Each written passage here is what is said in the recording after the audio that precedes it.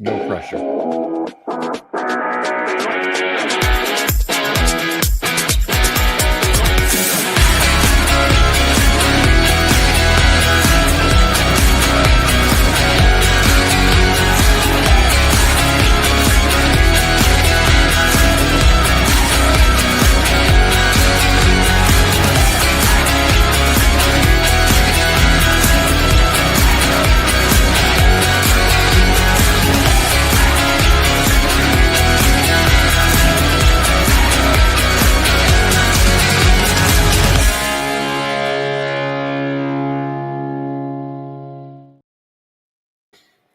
Welcome, everybody, to another episode of One of One.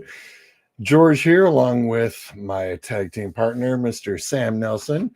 It's been a little bit since we've done one of these, my friend. Roll Tide. Wrong group. wrong grouping. We're on today's docket, the NFC Saturday game matchups and the who, what, where, ifs and buts and candies and nuts, and everybody to have a Merry Christmas, as my friend Scott Sanders would say. What did you just say? Welcome everybody as well that are watching on the Three Geeks channel. Thank you very much for tuning in, as well as, of course, ours and DA. So sit back, relax, and let's jump on this bad boy, Sam. Where'd you go? Where'd you go? There he is. Wow. Where'd you go to? Saturday. Off already? I didn't say anything. Saturday, 4:30 on your ABC affiliate. Mr. Jason Taylor, how are you, sir? How you doing? The man, the myth, the legend of the Three Geeks channel. Thank you for having us, Jason. Appreciate it as always for the line. Getting back to Saturday, 4:30, Tampa Bay favored by 3 at home. Winner, division champ. Unfortunately, hosts the wild card against one of the following big three from the NFC West, no matter what. And the loser, well, see you next year. Have a nice day. Pretty much. Sam, this is one, it's not who we even thought would be fighting for the division overall. We figured Tampa Bay would pretty much be a cakewalk at the beginning of the season. I did not have on my bingo card the Panthers resurrecting. I knew that they were going to be better from last year because they showed the flashes at time, but nothing like this. To make that drastic of a change in 1 year for a team like the Panthers, I mean, it felt like you were coming into the season with more questions than you had answers. Worst defense, one of the worst defenses in football last year. Clearly, that's not the case. They've won a lot of one-score games because of it. A lot of offseason additions to that unit. Offensively, they made some tweaks. They signed Rico Dowdle, even though they already had Chuba Hubbard. So you're like, okay, where are we going with this? Then, of course, they draft Ted McMillan, who's been a freaking monster, as I think we all expected him to be. But once again, the big wild card in this whole thing, and the big reason why they are in this position is because the development of Bryce Young. And yes, even though he was benched earlier for a bit this year, it clearly did him some good. He's been a different quarterback since then. I agree. Credit to Dave Canales, who, of course, is in that Todd Bowles revolving door of offensive coordinators that just finds a way to do a good job. I mean, him, Liam Cohen, I'm sure the guy that's there now, the guy that's there now may not get a job now because of this collapse they're in, but he's done a good job. They went to a run-first approach. They've run the football very effectively this year. Bryce Young has done enough. He's kind of in that way of, look, just don't lose the game. We're not going to ask you to throw the ball 45 times a game, throw for 350. Just don't lose the game for us. Yeah, they're showing some very good game management, Oh, absolutely. I mean, that's been the most impressive part about it. Tampa Bay, on the other hand, the injury bug has really hurt them this season. And I think that's the one of the big reasons why they are where they're at. There's no doubt about that. Yeah, it's not been pretty. I mean, every single offensive weapon they've had. Mike Evans missed most of the year. Chris Godwin in and out of the lineup. Ibuka even had a couple games with the hamstring issue. McMillan just got back over the past month from a neck injury. Bucky Irving, who missed basically 2 months of the season, they refused to place on injured reserve. And that killed my fantasy team. Thanks a lot, Tampa. Man, Bill Tyler's too. I mean, Tristan Wirfs banged up. I mean, they're banged up all over the place. Yeah. Right now, like I said, I'm shocked that it's Tampa Bay -3. Usually Vegas goes with that whole, hey, the home team will get the 3 points. And that's pretty much, this is, as Justin would say, this is a pick'em game, boys and girls. But for as poor as Tampa has even played over the past couple of weeks, yeah, Carolina, I think, comes out on top on this one. I just think see. This is. I just think they're really. I think they're more hungry for it than Tampa Bay is. I mean, I hope that they prove me wrong. Granted, this is going to be a fantastic game. I'm hoping the over/under is only 43, so even Vegas is expecting this to be close, and I don't doubt this one bit. I'm looking forward to this. This is going to be a lot of fun to watch. Well, agreed. You know. Let's mind if I'll pull something up for heading into this week. Go ahead. I'll just put up on the phone here. Got a little. Let's see how the injury report looks. Oh, yeah. So for Carolina, they're actually looking. Okay, so they have Tershawn Wharton, who is one of their D tackles, questionable with that hamstring, and he's been having that issue for a while now. So he's one of their interior pass rushers. So that could put a little wrinkle into something, because we all know how interior pass rushers help out a lot in today's NFL. Mm-hmm. Take note, everybody that doesn't watch the Philadelphia Eagles. I'm just saying. Yeah, no names, please. Jalen Carter, Jordan Davis, Moro Ojomo, just, And now for Tampa. All right, so for Tampa, it says the whole team is dead, so they're actually not playing tomorrow. Okay. I mean, on Saturday. The whole team is dead. No. All right. Big one here for Tampa. Jamel Dean is going to be out. So he's out with a shoulder injury. Going up against Tet McMillan, that's not great, because I believe they also have Zion McCollum, who's on IR. So not a good start to the week when your secondary is already kind of banged up. No, not at all. Yep, McCollum is still on IR. Anything else from the Tampa side? Nothing that looks to be very impactful. Actually, wait. I thought they said Kalaja Cansey was a chance to be activated from IR. No update on him yet. So, but yeah, so no Dean, no Zion McCollum for Tampa Bay. So that secondary is a little depleted right now. Which, of course, just looks that much better for Carolina. And that's not a good situation to be in. No. I mean, it is funny as, it's like, yes, you get, I mean, especially for Carolina, yes, you get the division, you get to host the wild card game, but you're really, you're kind of hoping for one team in particular, because you own their rear ends. You own them, and you own them big. And of course that's going to have to figure on what happens with game 2, but that Carolina would love to basically repeat their performance against the Rams to move on. Well, absolutely. Now, the one thing I will say is that Tampa is the home team. That is a big advantage in these matchups because Carolina, and a big factor in this also is that both these teams just played each other 2 weeks ago. Mm-hmm. Which, by the way, I still don't like when they schedule like that. Yeah, I don't either.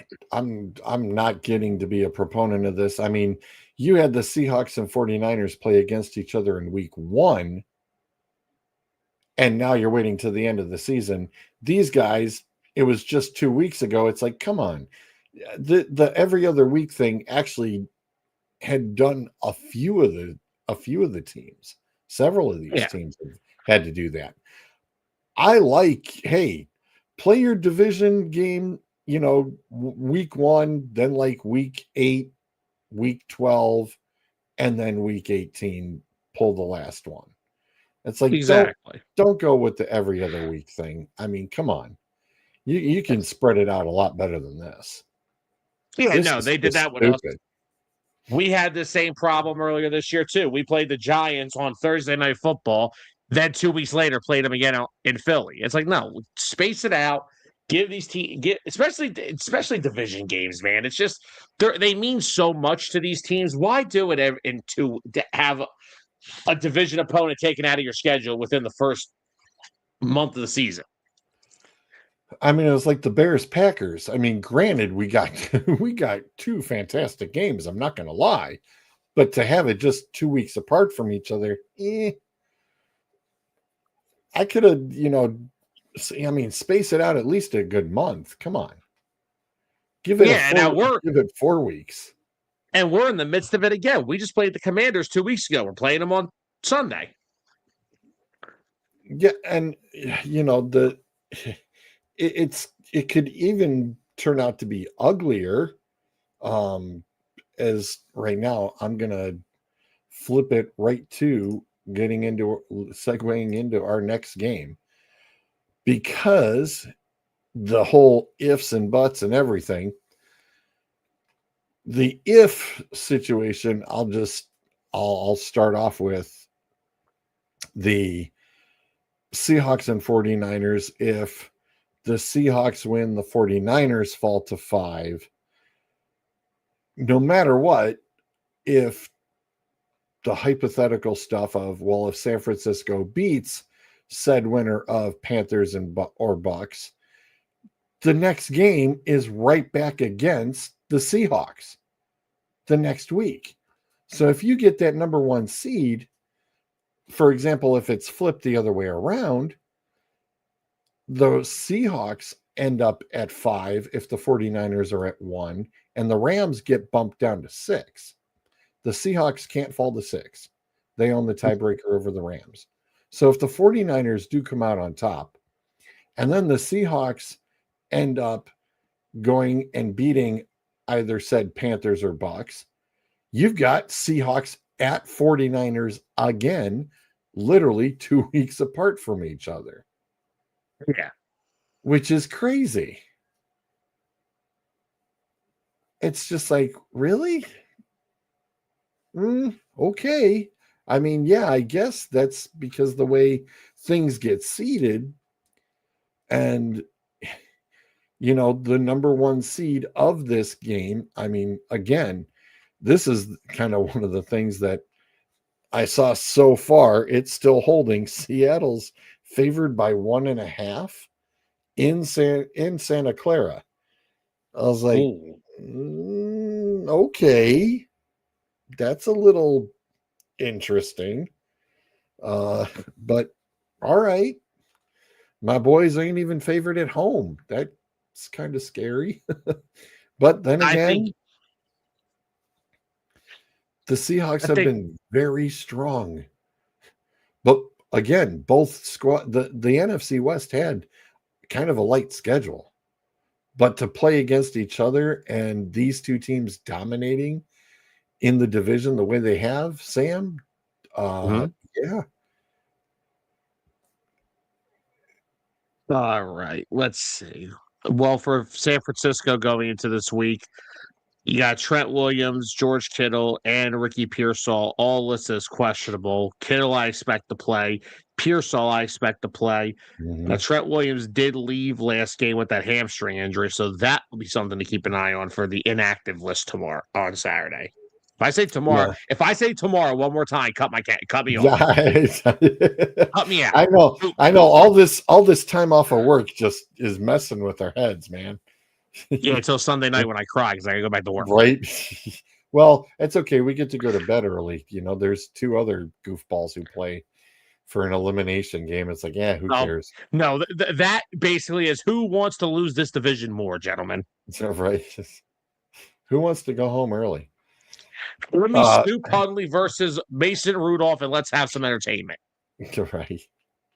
So, the whole ifs, of course, as we've got listed here. If the Seahawks lose on Saturday, they are the 5 seed. They can't fall any further. If the 49ers lose on Saturday and the Rams lose on Sunday, the 49ers are the 5 seed. If the 49ers lose and the Rams win, the Rams are the 5 seed since they hold the tiebreaker. And that would put, going over and looking at the 6 seed, the wild card, they will play either Bears, who are currently listed, and Eagles, depending on how those two finish out on Sunday. Yes. So, who, as far as an Eagles guy, are you hoping to stay at the 3 seed? Or are you praying that you get the 2 seed so you can beat up on the Packers? I don't. So see, here's the thing. I am not one of these Eagle fans that say, "Oh, well, I want this opponent because this." I don't care who I play, to be honest. Who are you more concerned about? If you're at 3, if you stay at 3, Okay. who are you more concerned about, the Rams or the 49ers? It's a legit question. Well, it is a legit question because obviously, it's two offensive masterminds in Shanahan McVay. Both teams have weapons that scare me. San Fran's got McCaffrey and Kittle. And then, of course, the Rams have Puka and they've got Devontae and Kyron Williams. But I'm not right. Kyron Williams is a 5. I am afraid that they have 2 running backs now that drive me nuts. Right. Corum's there too. Yeah. I will say the Rams only because I am still one of the realistic Eagle fans that, like I say, you can keep banging the door down and saying, fire the offensive coordinator. He's the biggest problem. The offensive line has been awful all season. Lane Johnson has not played in almost 2 months. He's going to come back for the playoffs. He hasn't played for 2 months. That's a concern. Tyler Steen at right guard is a concern. Cam Jurgens coming off a back surgery, having a torn up knee. Landon Dickerson's had multiple injuries. Jordan Mailata hasn't been very consistent. I am more afraid of the Rams because I am afraid that my offensive line has to go up against that front with Jarrett Verse, with Kobe Turner, with Byron freaking Young, with Josiah Stewart, with Brandon Fisk. That's what scares me. Okay. I thought you might have went with the 49ers and noting about Robert Saleh pulling off anything and everything with the defense, who's missing some key bodies and still holding people off. Because right now, I think without Robert being there, if this would have been Robert still stuck with the Jets, the 49ers are not where they're at. Absolutely not. Robert Saleh is. I'm going to hate the fact that he's going to get freaking probably more head coaching options again, and I kind of want him to stay where he is because I just think San Fran as their DC is a perfect spot. I don't think he's interested. I think the Jets thing put a sour taste in his mouth, and he's like, you know what? I'm good. That'll burn anybody out. Look at Aaron Glenn. He may get fired Oh, after 1 year. I think if I'm Aaron, I'm begging to go back to Detroit. I'm call. I'd I call call Dan. I'd call Dan in a minute, going, dude, I'm coming back. call him in a minute. I've been sent. I would have been sending him text messages since week 1. Need me back yet? How about now? Now? Yeah, I would have. I would Or have no or problem. even a crazier thought, he might even go over to Chicago and help out Ben. I don't know though, because I think Dennis Allen and that staff have done a pretty solid job. I I'll I don't tell you one disagree. thing. Chicago, they better be careful because Dennis Allen's a good defensive coordinator. There's somebody on that Bears staff that's going to get poached to be a defensive coordinator in the near future. And that's Al Harris, their defensive backs coach. Okay. Go look at the track record. Cowboys DB's coach from 2020 to last year. Trayvon Diggs, 11 interceptions. Deron Bland, like 12 interceptions, like 5 pick sixes 1 year. Now, all of a sudden, Chicago leads the NFL in interceptions. Kevin Byard, 6. Nashawn Wright has 5. CJ Gardner-Johnson, they picked up 8 weeks into the season. He's been playing like a madman. Oh, by the way, this is a secondary that only had Kyler Gordon for 3 games, and they've only had Jalen Johnson for like 6, and they're still that good. When Al Harris gets picked up by a team to be their defensive coordinator, watch this back. And you get, if everything holds in its current state, you get the Bears playing the Packers again in the first round of the playoffs. Good Lord, have fun. And at the rate the Packers are hurting, it doesn't look good. It doesn't look good at all. The Packers are the walking wounded. And Detroit Literally. had every opportunity, totally blew every opportunity they had, because with the Packers falling as fast and as hard as they are, Detroit would have been, I think, a better matchup overall in the end. Nah, sucks not having Ben Johnson anymore, doesn't it? Yeah, it does. But I was Yes, told that it I was does. overreacted to that. Mm-mm. But yeah, isn't that a shame? But yeah, my head coach loses his offensive coordinator every year and still gets to the postseason on a consistent basis.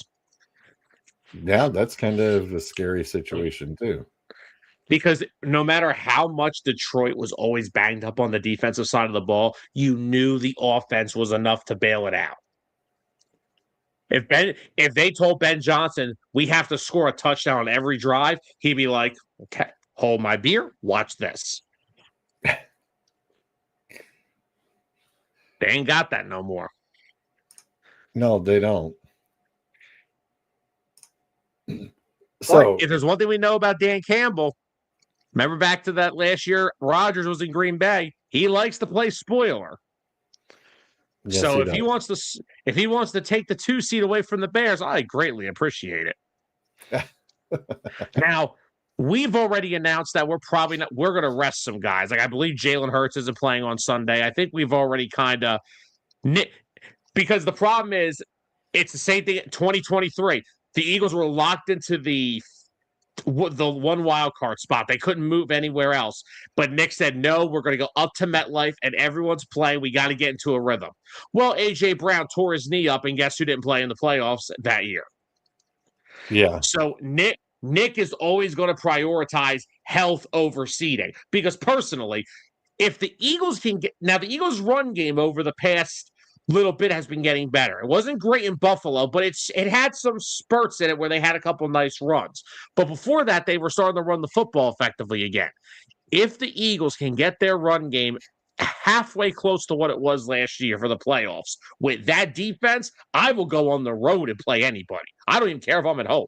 I'll go anywhere. I'll go to Chicago. I'll go to LA. I'll go in the middle of the Atlantic Ocean. I'll play anybody. Well, as far as your seating goes, it's not like you're, going anywhere. So you're favored only by 4.5. The over-under is 38.5. So they're expecting everything else too. It's going to be. That's a lot of points for Tanner McKee and Josh Johnson to put up, guys. I was just going to say, yeah, nobody's playing anybody worth anything. So, yeah, exactly. It's going to be rough. It'll be a rough game. But I believe that's why, 425, you've got, what options? You're probably going to see, I think for us, we're probably going to get Detroit at Chicago. We could end up with the Denver LA game, though. We could end up with that one. I think that one's the one that's got more significance because everything else is just looks totally lopsided. So for the 425 matchups. If I'm not mistaken, didn't Harbaugh already say they're resting Herbert? That's probably why Denver's favored by 12.5, but the over-under is only 37.5. So the scores will be 37-0 Broncos. Got it. That's going to be rough. That's going to be rough.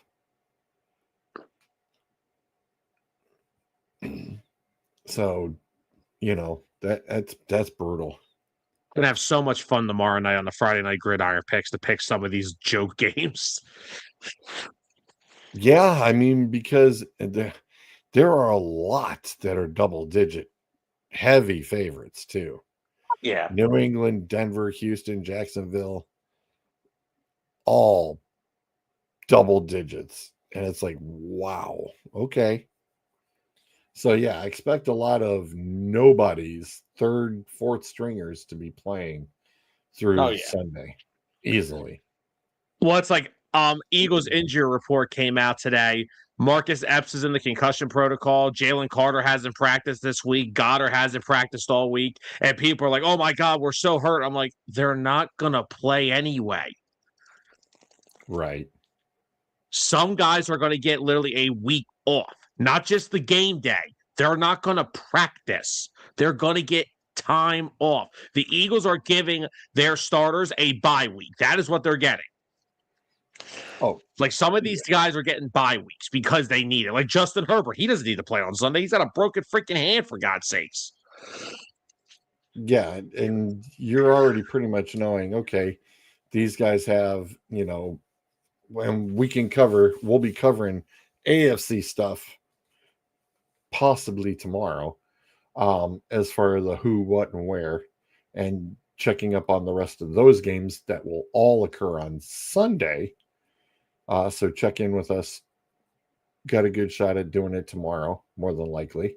Unless, we feel froggy and we got nothing else to do tonight. Maybe we might, if you want to kick it tonight, we can kick it tonight. Might as well, because I got the gridiron picks tomorrow. So but that's not till later. That is, oh God. Yeah. I was gonna say, I keeping fingers crossed, and we can pump a little bit more meds and fluids through Bryce. We've got basketball tomorrow night, no matter what, for me. So and it'll be his 15th birthday, so it'll suck to be sick on his birthday if he's still sick. So well, that just sucks in general. Yeah.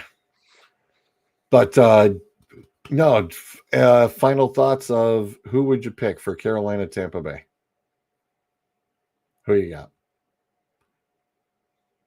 This is going to come down to which quarterback makes the least amount of mistakes. Baker has not been playing well lately. Bryce Young has been, but then, of course, he did play Seattle last week. He didn't play too great. So I haven't fully jumped back into the fully trust wagon on Bryce Young. I've gotten more confident in him as the season has gone on. Oh, this is tough. I'm going to go, you know what? I'm going to go with the Panthers. Same here. I'm going with Carolina. Same here. I think Tampa Bay's just got some offense, and that's it. Just can't trust that defense. I can't trust their offense either.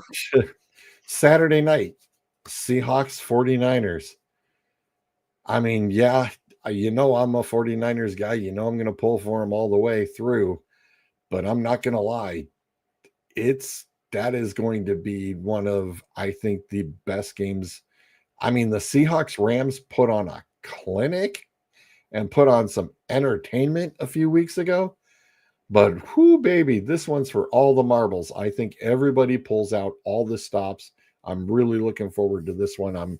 I'm just keeping my fingers crossed my boys can hold it in.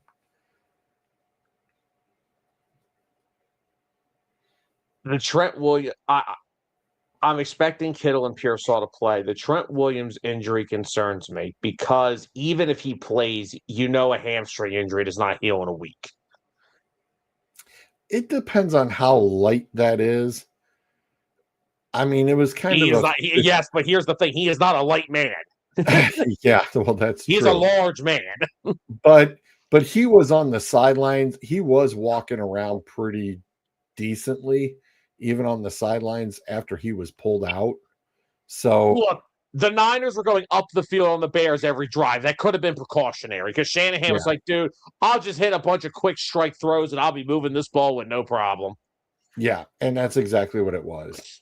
And this is what I'm freaking talking about with these teams about coaching, man. This is what I love about these teams in the NFC. Coaching freaking matters.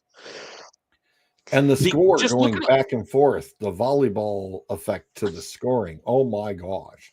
Just look at certain instances over the past few years. The Eagles are going through offensive coordinators every year. They're still a playoff team every year. That's coaching. The Niners are down their entire team almost on both sides of the ball. They're battling for the 1 seed. That's coaching. Look at what happened in Minnesota last year with Sam Darnold. That's coaching. Look at the Colts before Daniel Jones. That's coaching. Look at the Jags. That's coaching. The Chargers. I could go on and on. Coaching. This is the biggest year in the NFL where coaching has mother-freaking mattered. Yeah, and how they're going to pick a coach of the year? Good luck. Good luck. Good luck. Good freaking luck. Good luck. Because, wow, is all that can be said. Coach of the year. Oh my gosh. Sean Payton,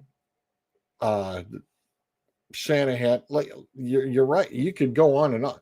It's between Harbaugh, Ben Johnson, Shanahan, Cohen, Vrabel. Don't forget about Vrabel too. I mean, holy crap! With Seattle, McDonald. Yep. I feel like Sirianni and McVay, they're just like, yeah, you guys stay over there. You two are just always here, so stay out of this one. Yeah, I mean, it's scary. It's scary. Good luck. Whoever has to vote on that, I'm not envious of that position because that is going to be very difficult. Honorable mention, Kevin Stefanski. Really? Anywho, let's get back to our winners on a Saturday night. I was gonna say, come on. No, this ain't DA. Let's yeah, he's not gonna get. If there was 3 of us, I'd be booted. Trust me. This ain't DA. We're stick to our format here. We don't want to go off the rails. Well, we know what the A and DA stands for. I'm another A word, but it's not an ace. Trust me. But anyway,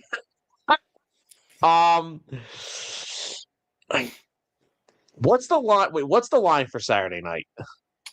1.5. Who's favored? Seattle in Santa Clara. In Santa Clara. Yeah, that's. I said that's what makes that very difficult.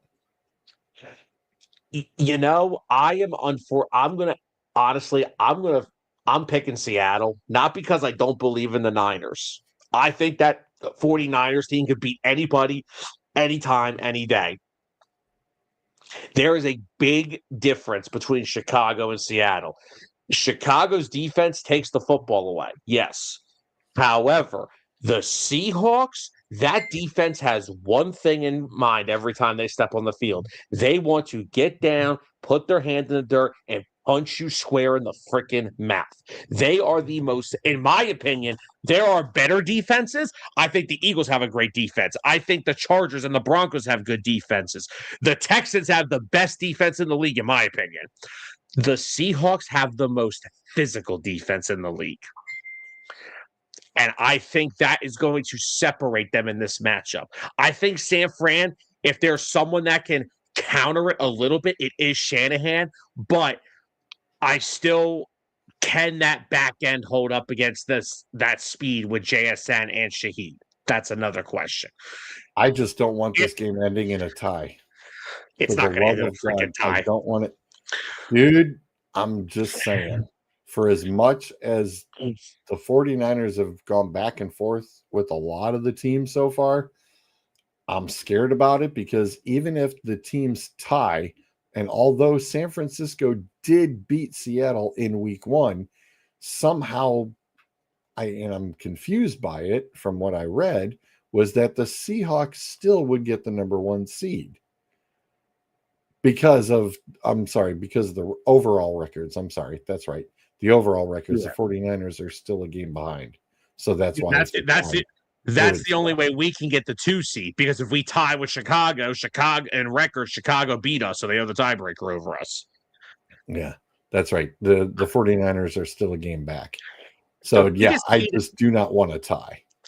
I feel like this is like the tale of 2 weeks. The Niners last week had to go up against Ben Johnson. They had to outscore Ben Johnson. This, to me, I feel like this is the opposite. I think you're going to have to win a tough, low-scoring, physical game against Mike McDonald and his Seahawks, because that defense is awesome. But Sam Darnold still tends to turn the ball over sometimes. Well, so does and Brock you saw Purdy. Brock right off the rip threw a pick 6, and I'm sitting there going, dude, settle down. What the heck are you doing? The biggest key to this game will come down to Robert Saleh. If he can turn Seattle into a one-dimensional offense, Niners have a good shot to win. Seahawks' run game this year already has been awfully inconsistent. If Saleh can take away Walker and Charbonnet completely and turn them into just a pass offense, that's how the Niners can win it. Don't get me wrong, Seattle's amazing. I mean, Darnold's had a great year. But if you ask Sam Darnold to pass, eventually one of those balls are going to find a defensive player. So I'm going to pick the Seahawks, but I'm not overly confident outright the Seahawks are just going to win the game. First of all, so this line is 1.5. What's the line in the other game in Carolina? 3. Tampa Bay favored. Tampa Bay favored by 3. Any game that is 3.5 points or lower is a toss-up. Right. And that's why I said Seattle 1.5. It's, as Justin would even say, it's a pick'em game. I am more confident in my Panthers pick than my Seahawks pick. I will say that right now. Yeah, like I said, I'm nervous as all get out about the Saturday night matchup big time. As long as the kids, he's still got, I know he won't be doing too much screaming, I think, but it'll be Kelly already said she may go get a hotel room. She may be calling up somebody tonight. She's like, I ain't gonna deal with you 2 idiots screaming and yelling at the TV all night long. It's like, yeah, it's gonna be tough to have to sit there and watch. It's like, and if San Francisco starts pulling away, and he wants to go head downstairs, I'm gonna tell him, listen, don't walk away, because even a 14-point lead can disappear, or a 10-point lead can disappear in a heartbeat at the rate these two teams have been playing. So I'm not chancing out anything. But listen, for everybody who tuned in to check up on this, thank you very much. Thanks again to Jason letting us have the line on the 3 Geeks. This is Geeking Out on NFL playoffs upcoming. So thank you very much for tuning in. And again, we'll turn around and check up on the AFC side of fun things to come, either later this evening or some point tomorrow. We will turn around and we'll check you here soon. Thanks for tuning in.